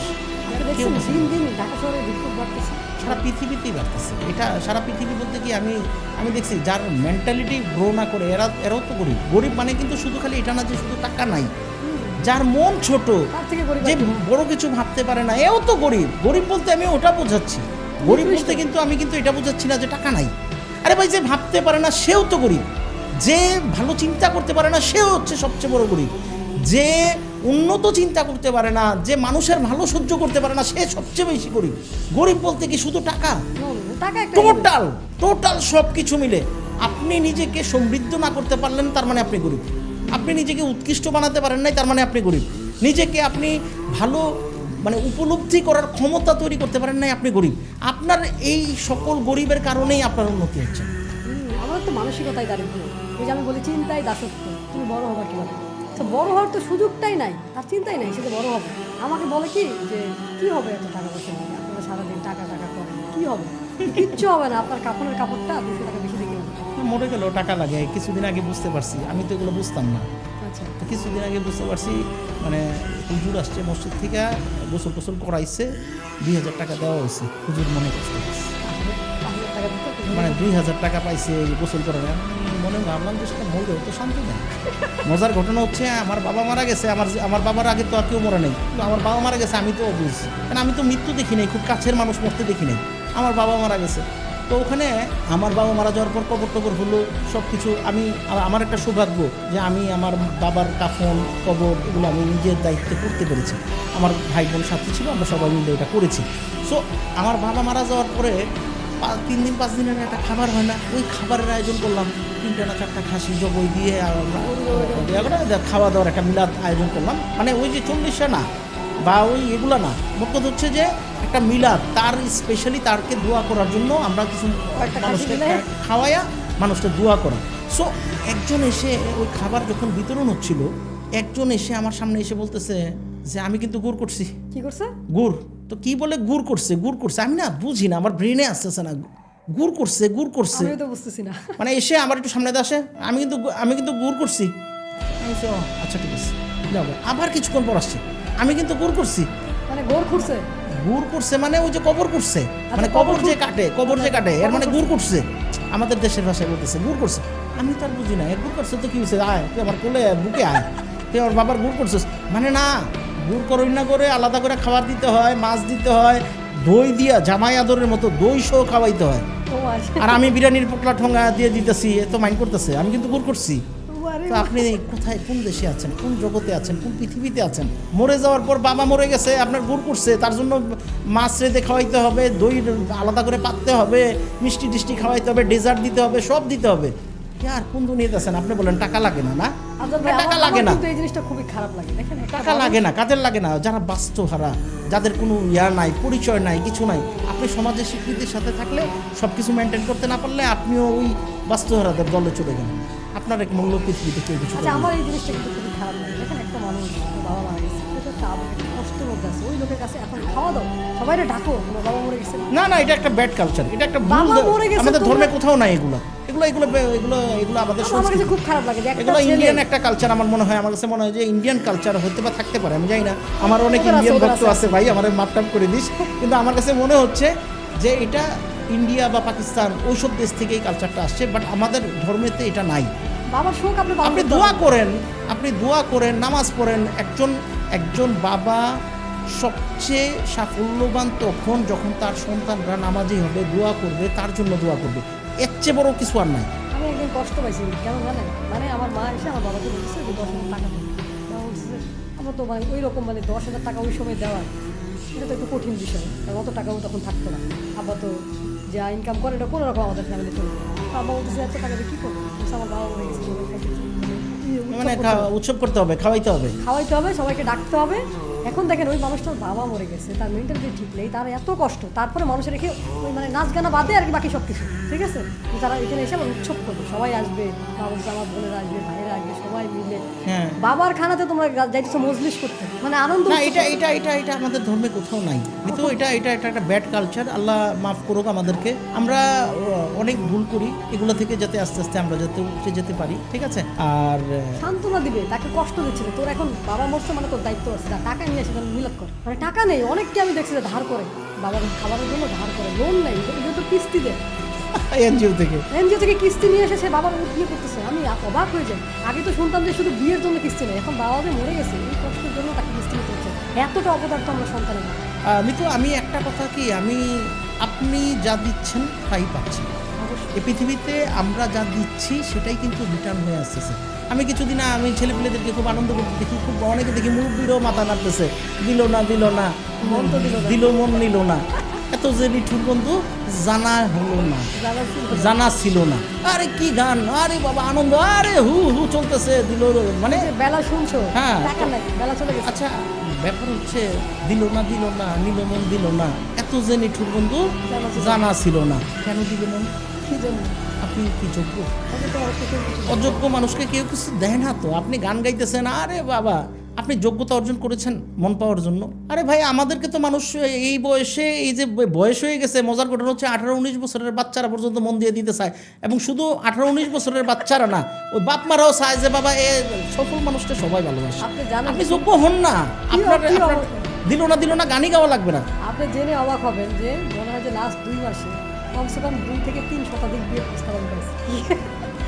না, কে জানে বলতেছিল, আমার একটা কমেন্ট আমি দেখছিলাম যে মানে আপনার হাসি দেখে ইয়া হয়ে গেলাম, হ্যাঁ মানে অস্থির হয়ে গেলাম, এত সুন্দর হাসি। মানে আপনি দেখেন ইয়ার পৃথিবী, আমি এই যারা ওই যে গাঁজা টাজা খায় কলেজ ইউনিভার্সিটিতে বসে বসে আর দিল না গান গায়, আমি তাদের উদ্দেশ্যেই বলি যে ভাই সব কিছু দিবে, শুধু মন না, সব দিবে, আপনি নিজেকে যোগ্য বানান। ওই ভাইরাল গানটা মনে আছে, ও চকিনা গেছস কিনা বুইলা আমারে, আমি এখন রিক্সা চালাই ঢাকা শহরে। এই পাগল নিজেকে যোগ্য না বানাইলে রিক্সাই চালাইতে হবে। কিছু করার নাই তো তার। আমি এক রিক্সাওয়ালাকে জিজ্ঞেস করতেছি আপনি কত বছর চালান? 30 বছর। 30 বছর আপনার দিনে কত টাকা কামান? কই যে 700, 800, 1000, 1200 পার ডে 1000-1200 টাকা ইনকাম করেছে। আপনার সঞ্চয় নেই, সে আজও রিক্সা চালায়, সে মরার আগের দিন পর্যন্ত রিক্সা চালাবে। আমি বললাম ছেলে মেয়ে নেই, বলে আছে ভাত দেন। কেন? আপনি তাদেরকে খাওয়াইছি, লেখাপড়া শিখিয়েছেন না, দাম দেন। আমি জিজ্ঞেস করলাম কেন? বলছেন না দেয় না। আমার যেটা মনে হয় যে ওই রিক্সা চালার মানসিকতার জন্য, সে রিক্সা চালান, হয়তো তার ছেলে মেয়ে বলছে বাদ দাও, বলছে না আমারটা আমি করে দিতে চাই।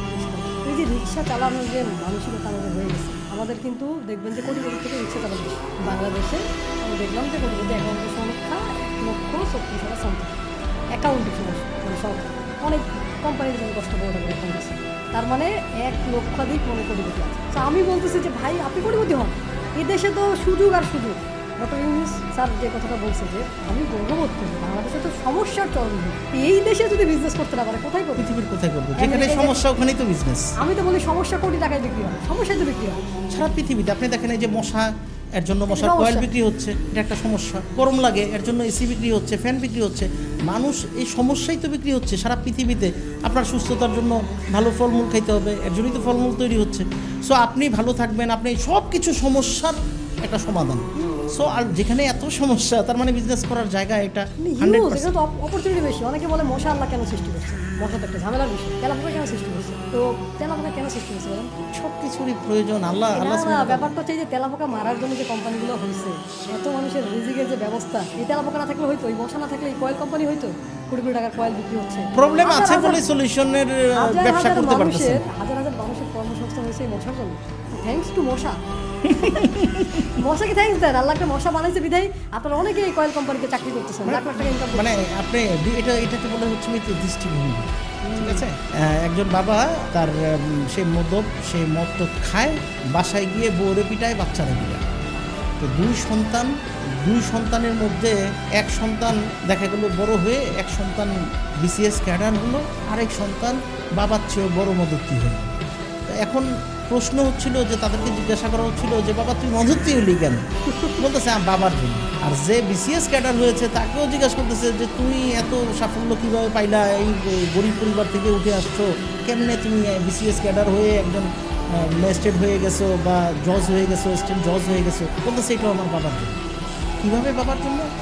বাবা যখন ছোটোবেলায় পিটাইতো তখন ভাবতাম যে এই জীবন থেকে আমি মুক্তি চাই, এই জীবনটা থেকে আমি বের হতে চাই, এই জীবনটা আমি এই জীবনে থাকতে চাই না, আমি একটা মানে আলোকিত জীবন চাই, একটা ভালো জীবন চাই, 8-10টা ভালো মানুষের মতো বাঁচতে চাই, বড় হয়ে বাঁচতে চাই। এই স্বপ্নটা আমার তখন থেকেই ছিল, জেদটা ছিল যে আমাকে একটা ভালো অবস্থায় নিয়ে যাব। দ্যাটস ওয়াই আজকে আমি বিসিএস ক্যাডার। অ্যাটলিস্ট বাবার মতো হবে। আর মদত্তি ছেলে বলতেছে যে ছোটোবেলায় যখন বাবা পিটাইতো তখন আমি চিন্তা করতাম যে বড় হইয়া আমি পিটাবো, বাবা এক বউ পিটায়, আমি 4 বউ পিটাবো। এবং মজার ঘটনা হচ্ছে তখন থেকে আমার ভিতরে একটা লালসা কাজ করতো যে কত তাড়াতাড়ি বড় হব আর আমি মানুষ পিটাবো। তো এর কাজ কিন্তু একটাই, ওর বাবাই ছিল কাজ, বাট দৃষ্টিভঙ্গির কারণে কিন্তু 2টা রেজাল্ট হয়েছে। সো দৃষ্টিভঙ্গি ইজ ভেরি ইম্পর্টেন্ট। সো আচ্ছা, অনেকে আমাকে প্রশ্ন করে যে আপনারা নিজেকে সফল দাবি করেন, আসলে সফলতা কি? তো আমি আফজাল ভাইকে আজকে পেয়েছি। ভাই আপনি বলেন যে হোয়াট ইজ সাকসেস, আসলে সফলতা কি? সফলতা অ্যাকচুয়ালি হচ্ছে যে আমি যদি বলি সফলতা তো actually it's not a destination, it's a journey. So সফলতা বলতে কি এই পৃথিবীতে অনেকে বলে যে স্যার আমার যদি এই টাকাটা থাকতো আমার জীবনটা সেট হয়ে যেত।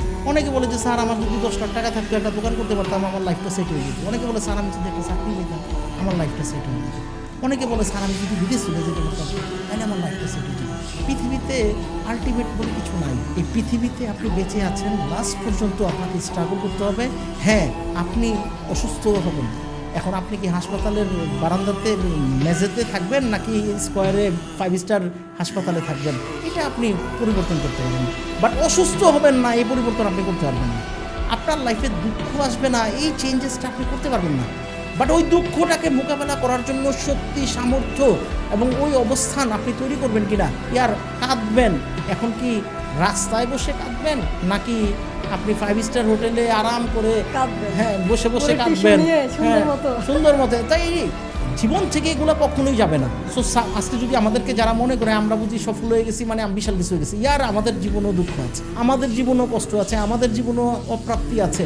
আমাদের জীবনে সবচেয়ে বেশি আমাদেরকে কাঁদা হচ্ছে আমাদের চাওয়া এত পরিমাণ থাকে, আমরা এতটা ডেডিকেটেডভাবে চাই লাইফে, একটা মানে যেটাকে চাই, বলে না যে কামড় দিয়ে ধরছি তোরে ছাড়তাম না, অবশ্যই কামড়ে ধরে চেষ্টা করি এবং সর্বোচ্চটা এফোর্ট দিয়ে যখন এনার্জি দেই, তখন যখন বাধাবিঘ্নতা আসে তখন আমাদের ভিতরে রক্তক্ষরণ হয়।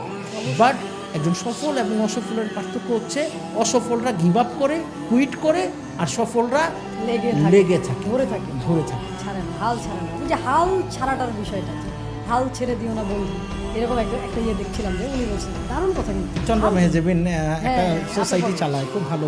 যে হাল ছাড়া মানে আপনি হাল ছেড়ে দিয়েছেন মানে কি? আপনি গেমে আসেন মানে তো খেলা চলছে, ধরে গেলেন তো খেলা শেষ। আমরা গেমটা খেলতে পারি, জীবনটা আমি মনে করি যে লাইফ ইজ এ গেম। 100%। এই জীবনে যদি আপনি সঠিকভাবে খেলতে না পারেন আপনি কি বুঝবেন? একটা দারুণ কথা আছে, জীবন হচ্ছে একটা খেলার জায়গা।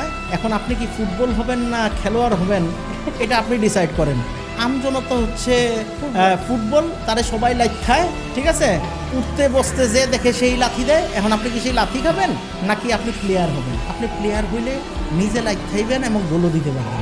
মানুষ আপনাকে নিয়ে নাচবে, আপনার সাথে ছবি তুলবে, আপনার সাথে সেলফি করবে, আপনাকে বাহাবা দিবে, সম্মান দিবে। আর যদি ফুটবল হন লাথি খাবেন। So this is your life, your decision. আপনি ফুটবল হবেন না আপনি প্লেয়ার হবেন। সো নিজে মানে শিখতে চায় না আমাদের দেশের মানুষরা, শেখাকে মানে অন্যভাবে দেখতে চায়। অনেক শিখছি সেটা কি আছে আমি অনেক জানি। এই যে জানার বিষয়টা আসলে কতটুকু জানি আমরা? না, আমি পার্সোনালি যদি বলি জানার শেষ নাই। আপনি মৃত্যুর আগ পর্যন্ত শিখতে থাকতে হবে। এই শিক্ষা নেওয়া যে বন্ধ করে দিবে সে থেমে গেল, ঠিক আছে।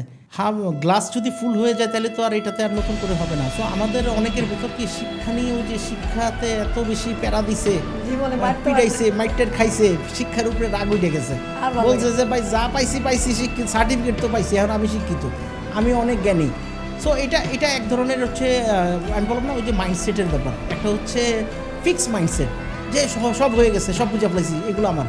আরেকটা হচ্ছে গ্রোথ মাইন্ডসেট যে আমি কিছুই শিখি নাই, আমার শেখার শেষ নাই।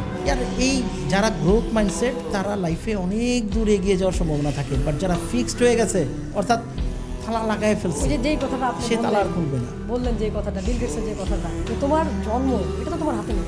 তুমি হয়তো বা তোমার জন্মকে পরিবর্তন করতে পারবে না, কিন্তু ভাগ্য পরিবর্তন করতে পারবে। হ্যাঁ, ডেফিনেটলি। আর ভাগ্য পরিবর্তন হয় হচ্ছে অভ্যাসের কারণে। আপনি আপনার ভাগ্য পরিবর্তন করতে পারবেন না, বাট আপনার অভ্যাসগুলোকে বদলাতে পারবেন। এই অভ্যাস কি? আমি গরিবী হালতে মানে গরিবী হালতে থাকার চিন্তা ভাবনা, এটাও একটা অভ্যাস। নিজেকে বড় অবস্থানে নিয়ে যাওয়ার ভাবনা, এটাও কিন্তু একটা অভ্যাস। সব কিছুকে বড় চিন্তা করা, সাদাকে সাদা ভাবা, কালোকে কালো ভাবা, এগুলো কিন্তু একটা অভ্যাস। হিংসুটে হওয়া, এটাও একটা অভ্যাস। মানুষকে নিয়ে, হ্যাঁ, এগুলো এগুলো এগুলো এক ধরনের অভ্যাস, মেন্টালিটি। সো এই অভ্যাসগুলোকে যদি বদলাইতে না পারে ততক্ষণ পর্যন্ত মানুষ সফল হইতে পারবে না, ঠিক আছে। সফলতার সব কিছু আছে, মাঠ তো সবখানি আছে। আচ্ছা, এই যে বিশ্বকাপ খেলা চলতেছে, ওই আমেরিকাতে মাঠে খেলা হচ্ছে, বাংলাদেশে কি মাঠ নেই? তো মাঠ তো সব জায়গায় আছে, খেলতে জানতে হবে। হ্যাঁ, তো ওইটাই যে আপনাকে এগিয়ে যেতে হবে, শিখতে হবে। যতদিন শিখবেন ততদিন আপনি এগিয়ে যাবেন, আর যেদিন শেখা শেষ ওই দিন বন্ধ। আমরা তো বন্ধ করে দিই। তো আমরা আসলে আপনি যেহেতু আজকে মানে বলছেন, আমি বলবো যে আপনি 3টা পরামর্শ দেন যাতে করে যে আমাদের যে ভাইবোনেরা আছে যারা আসলে মোটিভেশন চায়, জীবনে এগিয়ে যেতে চায়, সফল হতে চায়, তারা যাতে এই পরামর্শটাকে ধারণ করতে পারে এবং লাইফে এগিয়ে যেতে পারে। আসলে পরামর্শ তো 3টাতে হয় না, 10টাতেও হয় না। আমি ছোটোখাটো কথা বলে শেষ করব আজকের এই প্রোগ্রাম। আমি একটা কথা বলি যে আপনার বাড়িতে কি ফ্যান আছে? অনেকেই বলে আছে। পাখা ঘুরে? হ্যাঁ স্যার ঘুরে তো, নাহলে গরমে থাকবো কীভাবে? অনেক ঘুরে, জোরে। হ্যাঁ, আমি বলি আপনার বাসায় টেলিভিশন আছে? কয় আছে তো স্যার। আমি বলি আপনার বাসায় ফ্রিজ আছে? কয় আছে তো। আচ্ছা, আপনার বাসায়, অনেকের বাসায় এসি নাই, কেন নাই? স্যার আপনার বাসায়, আমি যদি বলি যে আপনার গাড়ি আছে, আমি বললাম যে না স্যার ওইটি তো নাই। আপনি জানেন কেন নাই? 90% মনে করে, মানুষ মনে করে যে তার সামর্থ্য নাই, এর জন্য নাই। বিশ্বাস করেন এটা সত্য না। সত্য কোনটা বলবো? সত্য হচ্ছে আপনার বাসায় ফ্যান আছে, আপনি ডিসাইড করেছিলেন এটা লাগবেই না। আপনি ডিসাইড করেছিলেন টিভি আমার লাগবেই লাগবে, ফ্রিজ আমার লাগবেই, নাইলে খাবার পুষে যায়, এটা আমার লাগবেই লাগবে। আপনি ডিসাইড করেছিলেন। আপনি এখনও ডিসাইড করেন নাই যে আপনার একটা গাড়ি লাগবেই না, এটা ছাড়া চলবে না। আপনি যদি ডিসাইড করেন যে আমার এসি লাগবে, এসি ছাড়া আমি থাকতে পারবো না, এই গরমে আমি মরে যাব, আপনি বিশ্বাস করেন কোত্থেকে না কোত্থেকে কেমনে অ্যারেঞ্জমেন্ট হয়েই যাবে। আপনি যেটার জন্য পাগল হয়ে যান, আপনি যেটার জন্য নাছরবান্দা হয়ে যান, আপনি যেটার জন্য মানে একদম মানে ডিসাইড করে ফেলেন যে এটা ছাড়া আমার চলবে না, এটা আমি করবোই করবো, ওটা হয়েই যায়। দেখবেন যে আপনার অনেকে 10,000 টাকা বেতনে চাকরি পায়। আপনি জানেন, বিশ্বাস করেন কেন 10,000 টাকা বেতনে চাকরি পাচ্ছে? বলবে যে অনেকে যোগ্যতা কম, এই সেই। নো, সে ডিসাইড করেছে যে 10,000 টাকা আমার লাগবেই লাগবে, আর নাহলে আমি বাঁচবো না, মরে যাবো, আমার সংসার শেষ হয়ে যাবে, এর জন্য পেয়েছি, ঠিক আছে।